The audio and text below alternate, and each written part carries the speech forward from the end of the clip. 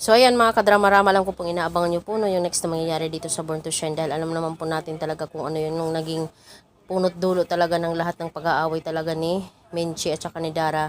Noon man talaga ay naging magkaibigan po talaga ito, close friend pa nga po talaga sila dahil nasa isa silang banda at kasama din po talaga dito si Dio. At alam naman po natin na yung naging kasalanan nga po talaga ni Menchi, nakipagrelasyon po talaga siya dito kay Dio at na-inlove po talaga siya at nagkaroon pa po talaga siya ng bunga ng kanilang pagmamahalan, at yun talaga ay si Jenny, na kung saan ay talagang inako ni Perry yung lahat ng responsibilidad ng isang ama. Itong si Jenny ay minahal niya bilang totoo niyang anak, at sinabi din talaga ni Menchi na wag na lang po talaga sabihin yung katotohanan about talaga sa pagkatao ni Jenny. Dahil ayaw din po talaga ni Menchi na malaman ni Jenny yung katotohanan na si Dio po talaga yung kanyang tunay na ama. At sobrang napakasakit din po talaga ito para kay Jenny, di ba? At dahil nga po talaga dito mga kadrama, nung mga panahon na yun, wala po talagang kalam-alam itong si Dara. Pero noon na naghiwalay talaga sila, umalis itong si Menchi dito sa Rosabelas, talagang tinanong din po talaga ni Dara kung sino ang ama ng dinadala ni Menchi. At sinabi naman talaga ni Menchi na itong si Pere yung tatay.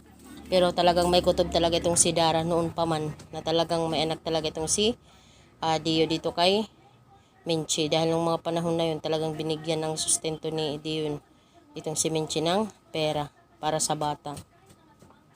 Pero late na din talaga nalaman ni Dara nung mga panahon na yun na talagang grabe, nabagsak talaga itong si Dara. Nung mga panahon na nalaman niya na anak pala talaga ni Dio itong si Jenny.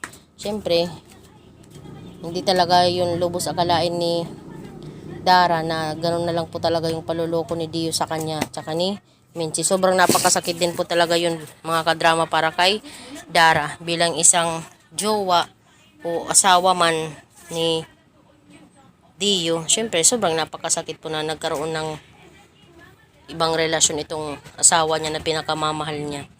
Kaya itong si Dara ngayon, talagang sinabi niya dito kay Menchi na anak pala ni Dio si Jenny, niloko mo ako Menchi, kayo ni Dio. Diba? Dahil matagal naman talaga na alam na talaga ni Menchi yung katotohanan talaga about sa pagkatao ni Jenny. Tinago lang po talaga niya dahil ayaw niya ng gulo.